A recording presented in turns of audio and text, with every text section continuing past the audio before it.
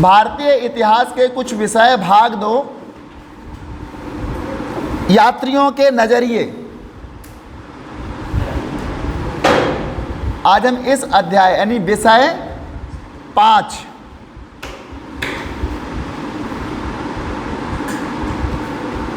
कल हमने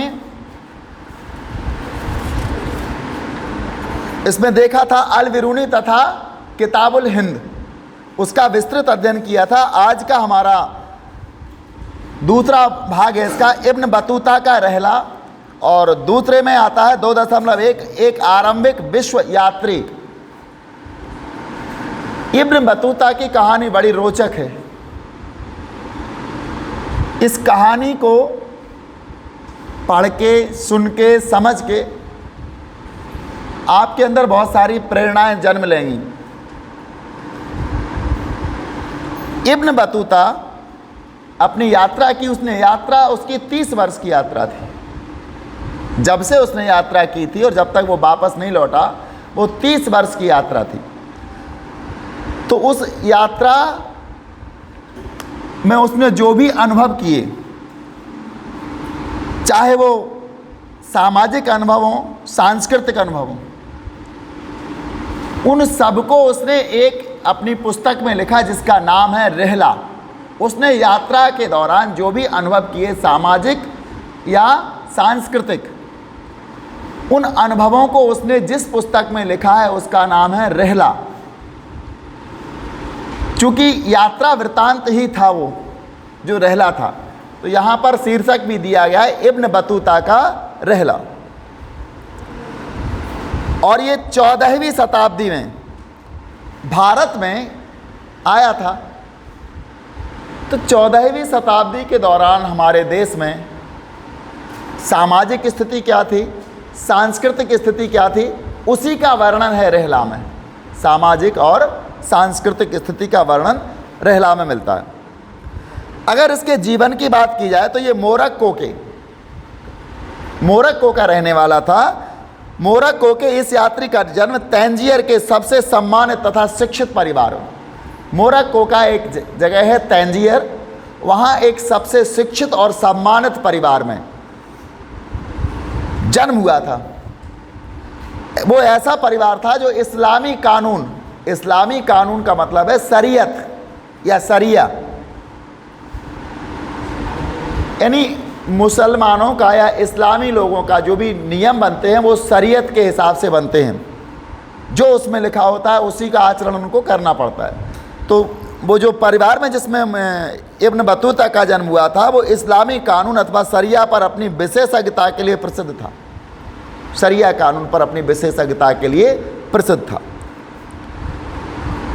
अपने परिवार की परंपरा के अनुसार, यानी परिवार की परंपरा क्या होगी, शरीयत की विशेषज्ञता, शरिया कानून की विशेषज्ञता, ये उसकी परिवार की विशेषता होगी, परंपरा होगी, क्योंकि उसके परिवार को शरिया कानून की विशेषता में महारत हासिल था। तो अपनी परंपरा को कायम रखते हुए, इसका मतलब हुआ इब्न बतूता ने भी शरिया कानून जो था या शरीयत था उसका अच्छे से अध्ययन किया होगा, और उसमें विशेषज्ञता इब्न बतूता को भी होगी। उसी के आधार पर उसने शिक्षा प्राप्त की, यानी कम उम्र में ही उसने साहित्यिक शिक्षा प्राप्त कर ली थी। अपनी श्रेणी के अन्य सदस्यों के विपरीत, उसके समान जो अन्य सदस्य थे उनके विपरीत, इब्न बतूता पुस्तकों के स्थान पर यात्राओं से अर्जित अनुभव को ज्ञान का अधिक महत्वपूर्ण स्रोत मानता था। यानी उसके समय के जो और लोग थे और यात्री और विद्वान जो थे, वो पुस्तकों का अध्ययन करके ज्ञान प्राप्त करते थे। लेकिन इब्न बतूता इनके विपरीत था, इनके से अलग हटके सोचता था। वो सोचता था कि मैं यात्रा के द्वारा ज्ञान अर्जित करूंगा। आप किताबों के द्वारा ज्ञान प्राप्त करते हैं, पुस्तकों में पढ़ के ज्ञान प्राप्त करते हैं, लेकिन मैं तो यात्रा करूंगा और जो मुझको दिखेगा मैं उसको ज्ञान मानूंगा। हमारे यहाँ के जैसे कबीरदास जी थे, पढ़े लिखे नहीं थे, लेकिन साधु संतों के पास बैठते थे, बातें सुनते थे और समाज में जो होता हुआ वो देखते थे, उसी को लिखते थे। वो कहते हैं, तू कहता कागज की लेखी और मैं कहता आंखन की देखी। तू कहता कागज की लेखी, मैं कहता आंखन की देखी। चूंकि मैं पढ़ा लिखा नहीं हूं, कबीरदास जी कहते थे, तो मैं तो वो कहता हूं जो आंखों से देखा है। और तुम विद्वान लोग जो बैठे हैं वो क्या कहते हैं? कागज की लेखी। जो कागज में देखा उन्होंने वो कहते हैं।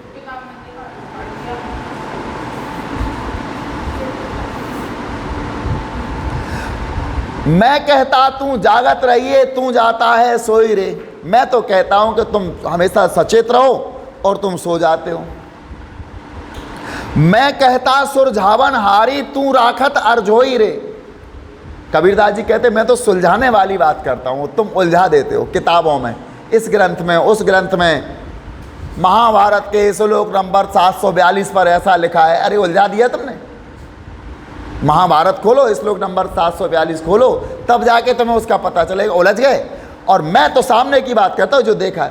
तो ऐसा ही इब्न बतूता का था। वो अपने समकालीन यात्रियों या समकालीन विद्वानों से असहमत रहा करते थे। वो पुस्तकों का ज्ञान प्राप्त करते थे और इब्न बतूता ने कहा मैं तो यात्रा करके जो ज्ञान अर्जित करूंगा उसी को सत्य मानूंगा।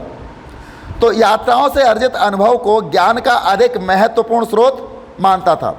उसे यात्राएं करने का बहुत शौक था। यात्राएं करने का बहुत शौक था। हम थोड़ा सा रुकेंगे यहाँ। हम आपको सांची के बारे में पढ़ाते रहते हैं। सांची में तोरण द्वार हैं। तोरण द्वार पर साल भंजिका की प्रतिमा है। ऊपर पर्वत पर, ऊपर पहाड़ पर जाते हैं तो एक स्तूप बना है जो अर्ध गोलाकार स्तूप है। इसमें महात्मा बुद्ध की जो भी पवित्र अस्थियाँ या फिर उनके उपयोग की वस्तुएं गाड़ी गई हैं। जो भी हमने बताया आपने पढ़ लिया। लेकिन इनमें से कोई एक ऐसा भी हो कि आप तो कहते हो मैं तो देख के आऊँगा, सीधा टिकट बनवाए, ट्रेन में बैठे, रेलवे स्टेशन पर सांची पर बोल दे, वहाँ उतर के खुद देख कर आए, तो ज्ञान उसका सही होगा कि आप लोगों का ज्ञान सही होगा? वो एक एक चीज़ देखेगा फिर वो उसका वर्णन करेगा। तो इब्न बतूता का यही विचार था कि हम देख करके ही लिखेंगे। तो इब्न बतूता पुस्तकों के स्थान पर यात्राओं से अर्जित अनुभव को ज्ञान का अधिक महत्वपूर्ण स्रोत मानता था। उसे यात्राएं करने का बहुत शौक था और वह नए नए देशों और लोगों के विषय में जानने के लिए दूर दूर के क्षेत्रों तक गया। नए नए लोगों, नए नए क्षेत्रों, लोगों के बारे में जानने के लिए दूर दूर की यात्राएं की। और इसी यात्रा के क्रम को जारी रखते हुए उसने 1332 और 33 में यात्रा प्रारंभ की। 1332-33 में यात्रा प्रारंभ की। किसके लिए? भारत के लिए प्रस्थान किया उसने। हम भारत जाएंगे। प्रस्थान करने से पहले वह मक्का की तीर्थ यात्राएं और सीरिया, मक्का गया वो पहले, फिर सीरिया गया, इराक, फारसन, यमन, ओमान तथा पूर्वी अफ्रीका के कई तटीय व्यापारिक बंदरगाहों की यात्राएं कर चुका था। यानी भारत की यात्रा करने से पहले वो कहाँ कहाँ कर चुका था? सबसे पहले तीर्थ यात्रा मक्का गया, चूँकि वो शरिया कानून को मानता था, इस्लाम का कट्टर था, तो वो सबसे पहले मक्का गया। इसके बाद सीरिया, इराक, फारस, यमन, ओमान तथा पूर्वी अफ्रीका के कई तटीय व्यापारिक बंदरगाहों की यात्राएं कर चुका। पूर्वी अफ्रीका के जो तटीय बंदरगाह थे उनकी यात्राएं कर चुका था। मध्य एशिया के रास्ते होकर, अब वो मध्य एशिया से आता है। इब्न बतूता सन 1333 में मध्य एशिया के रास्ते से वो क्या हुआ, उसने सन 1333 में भारत के सिंध में पहुंचा। यानी सिंध प्रांत पड़ जाता है यहाँ पर, वो सिंध प्रांत पहुंचा। यानी दिल्ली से दूर था सिंध प्रांत। तो सिंध प्रांत वो पहुंचा 1333 में। और किससे? स्थल मार्ग से सिंध पहुंचा। स्थल मार्ग मतलब जल मार्ग का उसने सहारा नहीं लिया, धरती का जो रास्ता होता है, स्थल मार्ग जो होता है, उसके द्वारा वो सिंध प्रांत पहुंच गया 1333 में। उस समय हमारे देश में, यानी अगर हम 1333 की बात करें, हमारे यहाँ गुलाम वंश का शासन हो चुका था। और गुलाम वंश में बहुत से शासक हुए। सबसे पहला शासक तो कुतुबुद्दीन ऐबक हुआ था। ये भी गजनी से ही संबंधित था। चूँकि गजनी के ही शासक का ये गुलाम था और वो यहाँ इसको लेके आया। पृथ्वीराज चौहान को पराजित करने के बाद इसको यहाँ का दिल्ली का राज दे दिया था। किसको?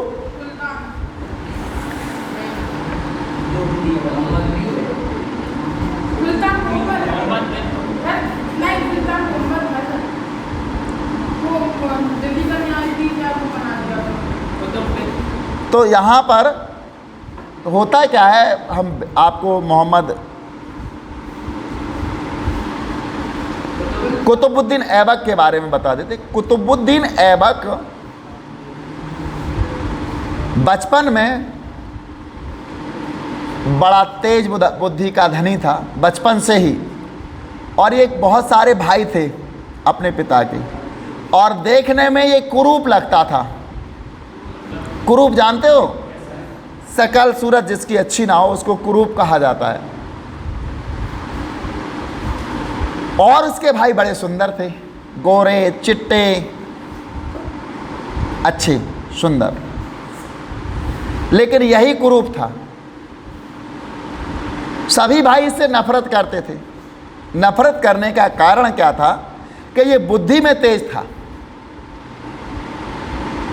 रंग रूप में कुरूप था। वो लोग रंग रूप में अच्छे थे तो अपने आप को सुपीरियर मानते थे, लेकिन ये रंग रूप में अच्छा नहीं था,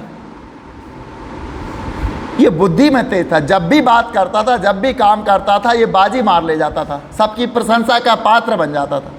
तो सब भाइयों को इस पर बड़ी ईर्ष्या होती थी। एक बार इन भाइयों ने कुतुबुद्दीन ऐबक को, उस समय मनुष्यों को बेचा और ख़रीदा जाता था, ले जाओ और बेच दो मंडी में ले जा करके। तो इसके भाइयों ने इसको ले करके मंडी में गए और एक काजी को बेच दिया। कोई व्यापारी आया, वो खरीद ले गया। पहले जब लोगों को खरीदा जाता था, इसमें पुरुष और स्त्रियां दोनों को बेचा जाता था और दोनों को खरीदा जाता था। मंडियां लगती थी लोगों की वहाँ खरीदने की, और कहा जाता था गुलाम चाहिए। ठीक, अब गुलाम उस भाषा में, फारसी या अरबी भाषा में गुलाम कह सकते हैं, और हम हमारी हिंदी भाषा में उसको दास कह सकते हैं, सेवक कह सकते हैं, चाहिए। तो वहाँ पर ये लोग जो खरीदने जाते थे वो उनको देखते थे, दौड़ाते थे, वजन उठवा के दिखवाते थे, उनका मांस देखते थे, इनके अंदर कितना मांस है, ये काम करेंगे या नहीं करेंगे, शरीर से हट्टे कट्टे हैं या नहीं हैं।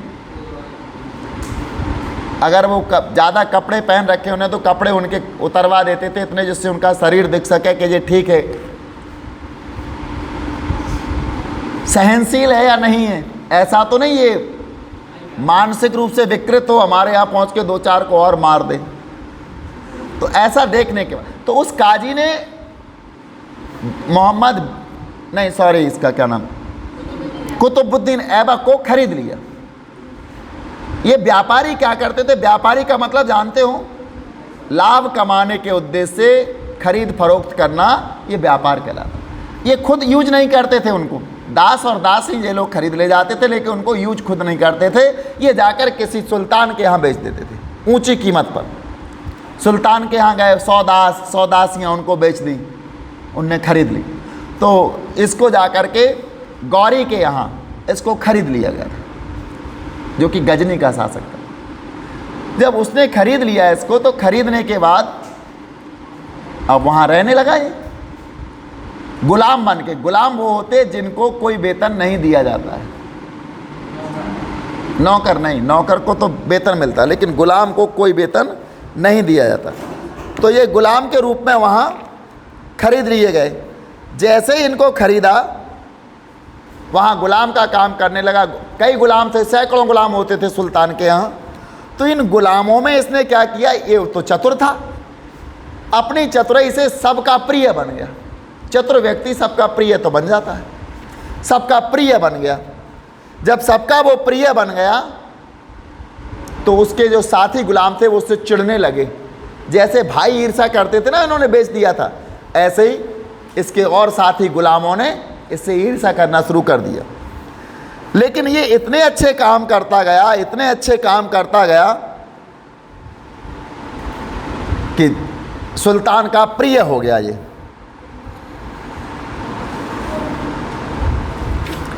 और जैसे ये प्रिय बना, किसका? मोहम्मद गौरी का ये प्रिय बन गया, उन्होंने इसको पद देना शुरू कर दिया, प्रमोशन। और यहां तक कि पद देते देते इसको इन्होंने अपना सेनापति बना लिया। सेनापति का पद सुल्तान के बाद दूसरे नंबर का होता है। सुल्तान के बाद दूसरे नंबर का पद सेनापति का ही होता है, इतना बड़ा पद होता है। आज के दौर का गृह मंत्री, तो सेनापति का पद दे दिया किसको? मोहम्मद नहीं, कुतुबुद्दीन ऐबक को। और जब भारत पर उसने आक्रमण किया और भारत पर आक्रमण करने के बाद मोहम्मद गौरी को विजय प्राप्त हुई, तो 1206 में मोहम्मद गौरी की मृत्यु हो गई। तो उन्होंने भारत का जो साम्राज्य था वो किसको दे दिया? कुतुबुद्दीन ऐबक को, जो कि एक गुलाम था। कौन था? गुलाम था। और कुतुबुद्दीन ऐबक ने भारत में यहाँ रहा। देखने में तो शकल सूरत का नहीं था, वो कुरूप था। यहाँ रहा, यहाँ उसने विवाह किया और विवाह करने के बाद उसकी संतति आगे बढ़ी। लेकिन इस संतति का नाम, उसके वंश का नाम गुलाम वंश ही पड़ा। अंग्रेजी में हम पढ़ते हैं द स्लेव डायनेस्टी, गुलाम वंश। तो गुलाम वंश की नींव रख गई, गुलाम वंश प्रारंभ हो गया। कहाँ पर? भारत में। शासन कौन कर रहे थे भारत में? गुलाम। समझ रहे गुलाम कौन होते हैं? ये शासन कर रहे थे। तो कुतुबुद्दीन ऐबक ने भारत में गुलाम वंश की नींव रखी और 1206 से 1290 तक गुलाम वंश यहाँ रहा। 6 से 90 तक, यानी 84 साल तक भारत पे गुलामों ने शासन किया। अब आप सोचो, जो गुलाम होते थे उन्होंने 84 ईयर्स यहां पर शासन किया, रूल किया, और हमने झेला। तो कुतुबुद्दीन ऐबक का पूरे भारत पर शासन हो गया था। धीरे धीरे गुलाम वंश का शासन रहा। अब कुतुबुद्दीन ऐबक के शत्रु हुए। कौन हुए शत्रु? जो और गुलाम थे, जैसे ख्वारिज्म का शासक था या और जो गुलाम थे उसके समकालीन, वो इसके शत्रु बन गए। कुतुबुद्दीन ऐबक के बाद कुतुबुद्दीन ऐबक की एक पुत्री थी, उसका उन्होंने इल्तुतमिश के साथ विवाह कर दिया। इल्तुतमिश क्या हुआ? इनका दामाद था। कुतुबुद्दीन ऐबक का इल्तुतमिश दामाद था। और फिर इल्तुतमिश को, कुतुबुद्दीन ऐबक के बाद इल्तुतमिश बने, और इल्तुतमिश की लड़की का नाम था रजिया, जो कि भारत की प्रथम महिला शासिका थी। नोट कर लेना, भारत की प्रथम महिला शासिका रजिया थी। कहानी लंबी है, इतिहास है। रजिया का क्या हुआ वो आगे देखेंगे। क्या हो गया रजिया का? रजिया सुल्तान 1236 में बनी थी और 1240 तक रही थी, 4 वर्ष तक।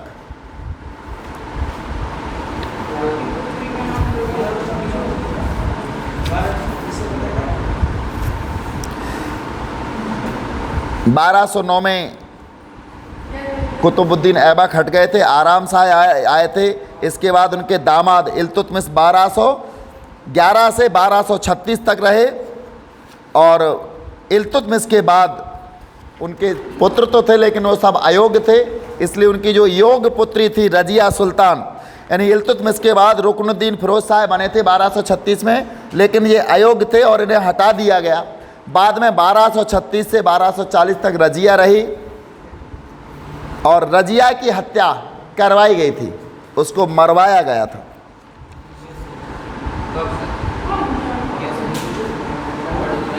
रजिया एक हफ्सी था, याकूत नामक हफ्सी से प्रेम करने लगी थी। जब वो उससे प्रेम करने लगी थी तो जो तुर्क सरदार थे, रजिया के जाति के जो सरदार थे, वो जलने लगे थे कि रजिया उससे प्रेम क्यों करती थी। इस समय नहीं चल रहा है। वो कौन हैदर है, एक भारत की लड़की वहाँ पाकिस्तान पहुँच गई। भारत की लड़की कौन सी पहुँच गई पाकिस्तान? भारत की पाकिस्तान पहुँच गई। अंजू ग्वालियर की है। पाकिस्तान में जाकर के उसने किसी मुस्लिम से विवाह कर लिया और यहाँ वो अपने पति और बच्चे को छोड़ गई।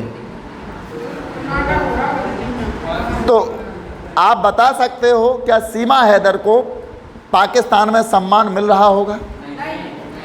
क्या अंजू को भारत में सम्मान मिल रहा होगा? नहीं मिल रहा होगा। इसका कारण एक विशेष जाति है। अगर वो भारत में कर लेती तो कोई दिक्कत नहीं थी, और प्रतिदिन कर भी रही हैं। हजारों ऐसे केस हो रहे होंगे कि वो अपने पति और बच्चे को छोड़कर दोबारा विवाह कर लेती होंगी।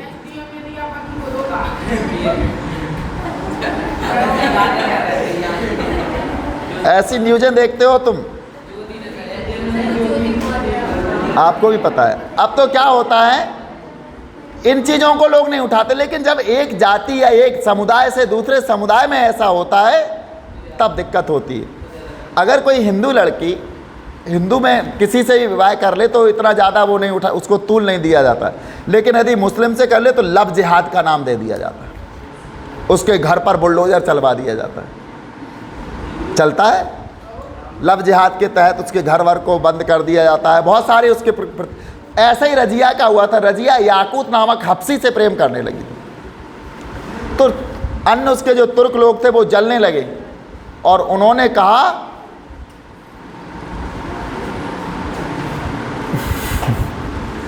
उन्होंने कुछ हिंदू डाकुओं से मिलकर, रजिया एक बाग में अपने प्रेमी से मिलने के लिए गई थी, जबकि सुल्तान थी, वो चाहती तो उसको कौन रोक सकता था, कहीं भी मिलती, घर पे उसके बड़े बड़े महल रहे होंगे। लेकिन वो एक बाग में जाती है मिलने और वहीं जाकर के इन लोगों ने डाकू लगा दिए थे और रजिया का कत्ल करवा दिया गया था, वध करवा दिया था। तो इस प्रकार से चलता गया और एक गुलाम शासक थे। इसके बाद बलबन आए। बलबन ने भी यहाँ पर्याप्त शासन किया। बलबन का 1266 से 1286 तक रहा इनका बलबन का। बलबन के बाद हमारे यहाँ खिलजी वंश आ गया जो 1290 से 1320 तक रहा। जलालुद्दीन फिरोज खिलजी ने इसकी स्थापना की थी। और ये खिलजी, अलाउद्दीन खिलजी, ये वो खिलजी थे जिन्होंने पद्मावत की रचना में इनका नाम आता है। राजा रत्नसेन की रानी पद्मावती को ये इसके कारण इन्होंने युद्ध किया था। ये खिलजी हो जाते हैं। और खिलजी के बाद कुछ कहा,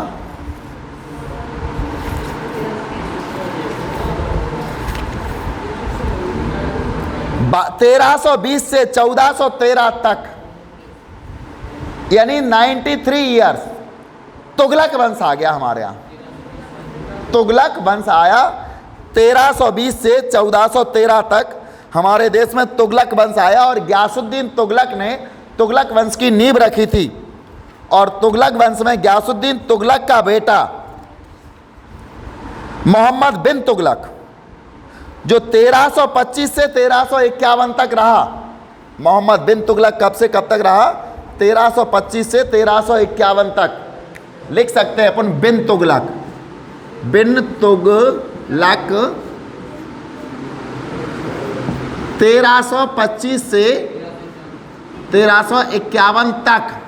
और ये कब आया था हमारे यहाँ इब्न बतूता? 1333 में। तो 1333 में यदि स्थल मार्गों के द्वारा ये यहाँ आता है तो उस समय शासक कौन था भारत का? मोहम्मद बिन तुगलक। तो बिन तुगलक के कार्यों से इब्न बतूता बड़ा प्रभावित हुआ। हम आपको बिन तुगलक के कुछ ऐसे कार्य बता देते हैं जो इतिहास में बड़े माननीय, सम्माननीय हैं, आदर से इनका नाम लिया जाता है, जिनके कारण ये फेमस है। बिन तुगलक को कुछ इतिहासकारों ने पागल सुल्तान कह करके पुकारा है। पागल सुल्तान, मोहम्मद बिन तुगलक को इतिहास में पागल सुल्तान कहा गया है। मोहम्मद बिन तुगलक को इतिहास में सनकी सुल्तान भी कहा जाता है। कहा जाता है कि मोहम्मद बिन तुगलक के दरवाजे पर लाशें पड़ी रहती थी। ये दंड देने में कठोर था। जब भी कोई व्यक्ति अपराध करता था और मोहम्मद बिन तुगलक के दरबार में कोई ऐसा केस आ जाता था तो बड़ी नृशंसतापूर्वक, बड़ी निर्दयतापूर्वक वो दंड देता था। जैसे हाथ काटना, कान काटना, नाक काटना, आँख फोड़ना, बहुत सारे उसके पास दंड थे। और अगर ज़्यादा अपराध है तो मृत्युदंड, तत्काल मृत्युदंड। तो इसके दरवाजे पर लाशें भी पड़ी रहती थी, ऐसा इसके बारे में कहा जाता है। और सनकी और पागल सुल्तान कहने के पीछे इसके कारण है दो रासा।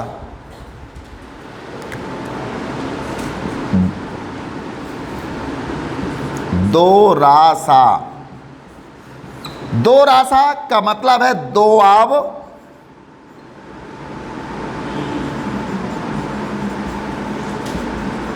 क्षेत्र में कर वृद्धि। रा का मतलब है राजधानी परिवर्तन। सा का मतलब है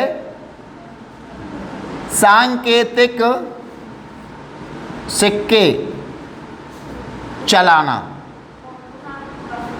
ये तीनों कार्य यद्यपि मोहम्मद बिन तुगलक ने बड़ी विद्वतापूर्वक किए थे, अच्छी सोच का परिणाम थे, लेकिन परिस्थितियों ने साथ नहीं दिया, समय ने साथ नहीं दिया।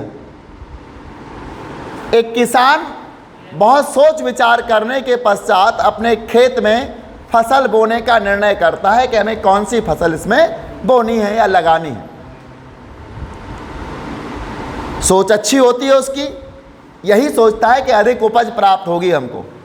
किंतु यदि परिस्थितियां साथ ना दें, जैसे बारिश ना हो, ओले पड़ जाएं, अधिक सर्दी पड़ जाए तो उसकी फसल बर्बाद हो जाती है। तो किसान का क्या दोष इसमें? कोई दोष तो नहीं। लेकिन ऐसा ही इसने भी निर्णय लिए थे, मोहम्मद बिन तुगलक ने। ये तीन निर्णय लिए थे उसने अपने जीवन काल में, और तीनों ही असफल हो गए परिस्थितियों के अनुसार। इसको बंद कर दें, जैसी चीज़ पाओ वैसी छोड़ो। तो इसने तीन निर्णय लिए थे, और तीनों निर्णय में पहला निर्णय था दोआब क्षेत्र में कर वृद्धि। चूंकि राजा का कर्तव्य होता है कि राज्य की आय बढ़ाई जाए, और इसने दोआब क्षेत्र में कर वृद्धि कर दी थी। अच्छा उपजाऊ क्षेत्र है दोआब क्षेत्र, और वहाँ इसने टैक्स बढ़ा दिए थे। और जैसे ही इसने टैक्स बढ़ाए तब क्या होता है, उस समय वहाँ पर जिसने निर्णय लिया और वहाँ अकाल पड़ गया, पानी नहीं बरसा, लोगों के पास फसलें नहीं हुई। चूंकि राजा का तो निर्णय हो चुका था, अधिकारी कर वसूल रहे थे जबरदस्ती मनमानी ढंग से, लोगों के पास पैसा नहीं था, उनको दंडित किया जा रहा था किसानों को। तो ये निर्णय उसका सफल नहीं रहा और इसको उसे वापस लेना पड़ा, पहला इसका असफलता का कारण। इसलिए इसको पागल सुल्तान या सनकू सुल्तान कहा जाता है। दूसरा आता है राफ और राजधानी परिवर्तन। मोहम्मद बिन तुगलक का शासन पूरे भारत पर हो गया था। चूंकि दिल्ली राजधानी थी, उस समय इतने यातायात और संचार के साधन नहीं थे, इतने अच्छे साधन नहीं थे। और यहाँ से दौलताबाद या देवगिरी जिसको कहते हैं, वो दक्षिण भारत में पड़ जाता है। तो भारत में यहाँ से लेकर के यहाँ तक का शासन करना बड़ा मुश्किल हो जाता था, दौलताबाद। तो इसने क्या किया, दिल्ली से राजधानी दौलताबाद परिवर्तित करने का आदेश दे दिया।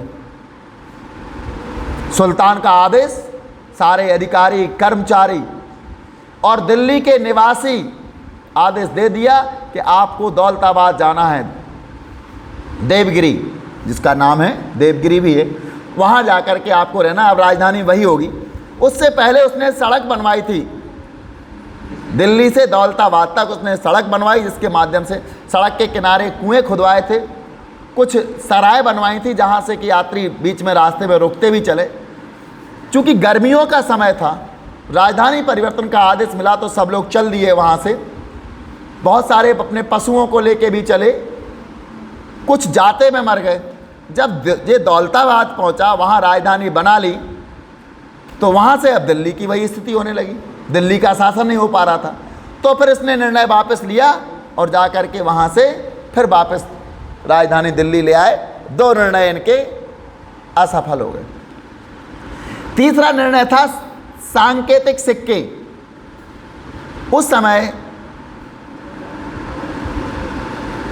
सोने के सिक्के का प्रचलन था, चांदी के सिक्कों का प्रचलन था, लेकिन योजना अच्छी थी मोहम्मद बिन तुगलक की कि महंगी धातु को क्यों मुद्रा के रूप में प्रयोग किया जाए, किसी सस्ती धातु पर मुद्रा बना दी जाए।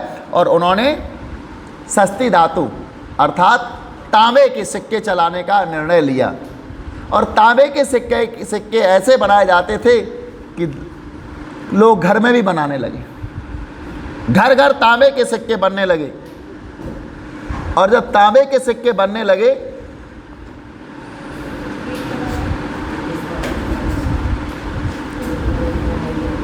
तांबे के सिक्के घर घर बनने लगे, तो बाजार में लोग तांबे के सिक्के लेने के जाते थे, तो दुकानदार तांबे के सिक्के लेने से इनकार कर देते थे। तब फिर तांबे के सिक्कों को राजा को टैक्स के रूप में, राजा के कर्मचारी आते थे, टैक्स के रूप में दिए गए।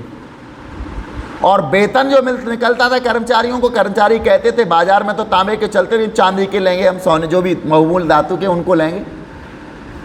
तो राजा के खजाने में, यानी सुल्तान के खजाने में तांबा ही तांबा भर गया, घर घर तांबे के सिक्के बनने लगे। तो यहाँ भी उसको ये निर्णय वापस लेना पड़ा था। इन बातों से उसको पागल सुल्तान कहा जाता है। यद्यपि उसके निर्णय दूरदर्शितापूर्ण थे, लेकिन परिस्थितियों ने साथ नहीं दिया, तो उसको पागल सुल्तान कहा जाता है। और सनकी सुल्तान इसलिए कहा जाता था क्योंकि उसका दंड विधान कठोर था, ये तत्काल मृत्यु दंड दे देता था। तो ये सनकी सुल्तान भी था। अब यहाँ बात आती है इब्न बतूता की। तो इब्न बतूता जब सिंध प्रांत पहुँच गया, सिंध में पहुँचा 1333 में, उसने दिल्ली में जो शासन कर रहे थे मोहम्मद बिन तुगलक, इसके बारे में सुन रखा था। और मोहम्मद बिन तुगलक के विचारों से इब्न बतूता बड़ा प्रभावित हुआ। जब बहुत प्रभावित हो गया इब्न बतूता, तब क्या होता है, उसने दिल्ली के सुल्तान मोहम्मद बिन तुगलक के बारे में सुना था और कला और साहित्य के एक दयाशील संरक्षक के रूप में उसकी ख्याति से आकर्षित हो। यानी मोहम्मद बिन तुगलक कला के क्षेत्र में और दयाशीलता के क्षेत्र में अच्छे थे, संरक्षक देते थे ये। तो इस कारण से उनकी ख्याति बहुत ज़्यादा थी और इस ख्याति से आकर्षित हो गया इब्न बतूता। वो मुल्तान और उच्च के रास्ते होकर दिल्ली की ओर प्रस्थान किया। मुल्तान और उच्च के रास्ते आया और दिल्ली की ओर उसने प्रस्थान किया। सुल्तान उसकी विद्वता से प्रभावित हुए। यानी सुल्तान कौन थे? मोहम्मद बिन तुगलक उसकी विद्वता से प्रभावित हुए और उसको दिल्ली का काजी कहते थे न्यायाधीश को, उस समय न्यायाधीश को काजी, तो दिल्ली का काजी बना दिया। चूँकि वो शरीयत का ज्ञाता भी था, मुस्लिम कानून का ज्ञाता था, तो उसको काजी बना दिया दिल्ली का। इस पद पर वह कई वर्षों तक रहा, पर फिर उसने विश्वास खो दिया। और एक बार उसने मोहम्मद बिन तुगलक का विश्वास खो दिया तो उन्होंने उसको जेल में डाल दिया। सनकू तो थे, तत्काल उन्हें जेल में डाल दिया। उसके कारागार में कैद कर दिया गया। बाद में सुल्तान और उसके बीच की गलत फहमी दूर होने के बाद उसे राजकीय सेवा में पुनर्स्थापित किया गया। बाद में कोई गलत फहमी हो गई थी सुल्तान के और उनके बीच में, तो वो दूर हो गई, तो फिर उन्हें पद दे दिया गया। 1342 में मंगोल शासक के पास सुल्तान के दूत के रूप में चीन जाने का आदेश मिला। यानी 1342 में वो कहाँ गए? चीन जाने का आदेश मिल गया मंगोल शासक के रूप में। यानी मंगोल शासक जो थे उनके पास सुल्तान के दूत के रूप में इनको भेज दिया गया चीन 1342 में। अपनी नई नियुक्ति के साथ इब्न बतूता मध्य भारत के रास्ते मालाबार तट की ओर बढ़ा। मालाबार से वह मालदीव गया, मालाबार और इसके बाद मालदीव गया, जहां वह 18 महीने तक काजी के पद पर रहा। मालदीव में भी 18 महीने तक काजी के पद पर रहा। एक बार फिर वह मालाबार तट तथा मालदीव गया और चीन जाने के अपने कार्य को दोबारा शुरू करने से पहले वह बंगाल तथा असम भी गया। वह जहाज से सुमात्रा गया और सुमात्रा से एक अन्य जहाज से चीनी बंदरगाह नगर जायतुन, जो आज क्वांझू के नाम से जाना जाता है, गया। उसने व्यापक रूप से चीन में यात्रा की। अब वो चीन में भी खूब भ्रमण करता रहा और वह बीजिंग तक गया। बीजिंग जो कि चीन की राजधानी है, वहाँ गया वो, लेकिन वहाँ लंबे समय तक नहीं ठहरा और 1347 में उसने वापस अपने घर जाने का निश्चय किया। 1347 में उसने निश्चय कर लिया कि अब वो मोरक्को चला जाएगा वापस चीन के विषय, और जाकर के 1351 में वो अपने घर पहुंचा था। 1354 में, यानी 30 वर्ष की उसकी यात्रा थी पूरी।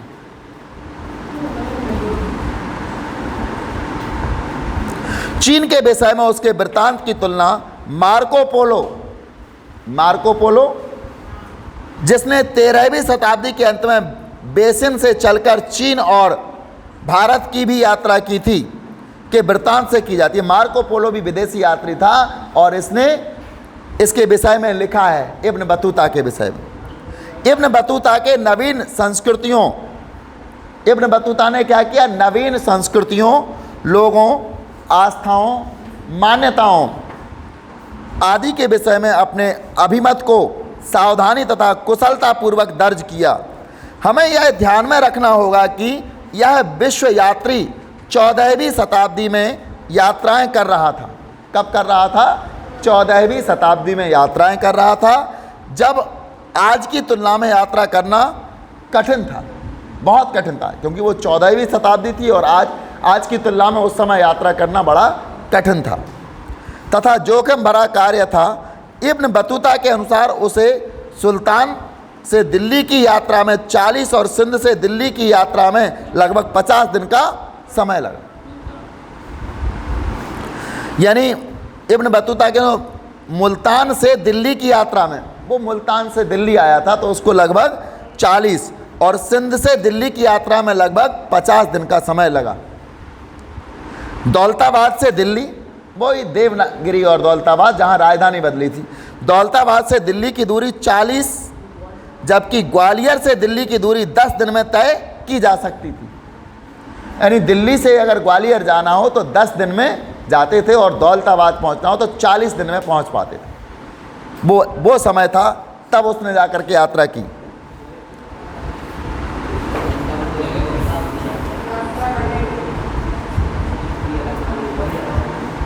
एकाकी यात्री, एकाकी यात्री का मतलब अकेला यात्री।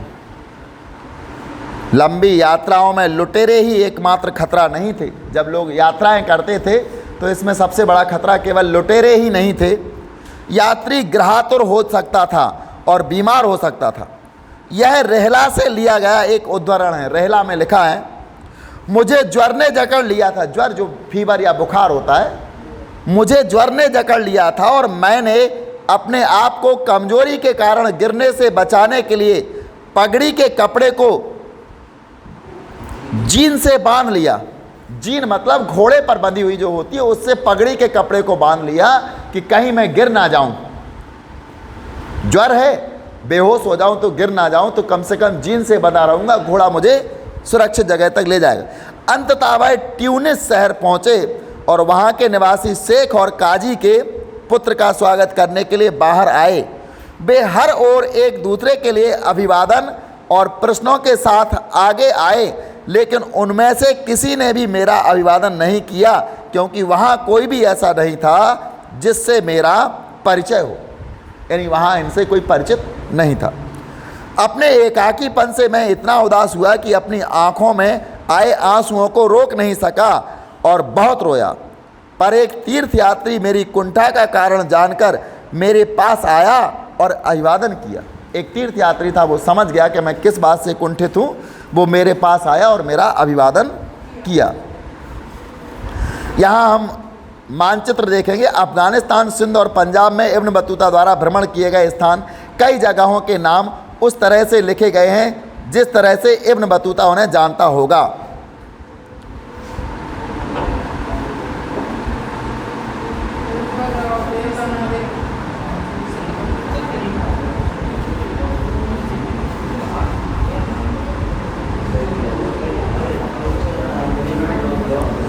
यहाँ एक मैप दिया है इस पुस्तक में, और यहाँ सबसे पहला पॉइंट अगर हम देखें ऊपर जाकर के तो अंधखोए है, इसके ऊपर त्रिमिध, बाख, कुंडुज है, परवान है, काबुल है, गजना है, कंधार है। ये नाम उस समय के हैं जब इब्न बतूता इनको पुकारता होगा। अजुदाहन है, सतलुज नदी है, अबोहर है, मुल्तान है, सरस्वती है, हंसी है, दहली है, ऊंझा, सिंधु, ये इसमें दिया गया। इसके आगे और बताते हैं वो 10 दिन में तय की जा सकती थी। कहाँ से? दिल्ली की यात्रा और ग्वालियर के बीच की यात्रा 10 दिन में तय की जा सकती थी। यात्रा करना अधिक असुरक्षित भी था। इब्न बतूता ने कई बार डाकुओं के समूहों द्वारा किए गए आक्रमण झेले थे, यहाँ तक कि वह अपने साथियों के साथ कारवा में चलना पसंद करता था। कारवा, एक झुंड में वो चलना पसंद करता था, पर इससे भी राजमार्गों के लुटेरों को रोका नहीं जा सका। मुल्तान से दिल्ली की यात्रा के दौरान उसके कारवा पर आक्रमण हुआ और उसके कई साथी यात्रियों को अपनी जान से हाथ धोना पड़ा। जो जीवित बचे, जिनमें इब्न बतूता भी शामिल था, बुरी तरह से घायल हो गए थे। रास्ते में डाकू हुआ करते थे, यात्रियों को लूट लेते थे।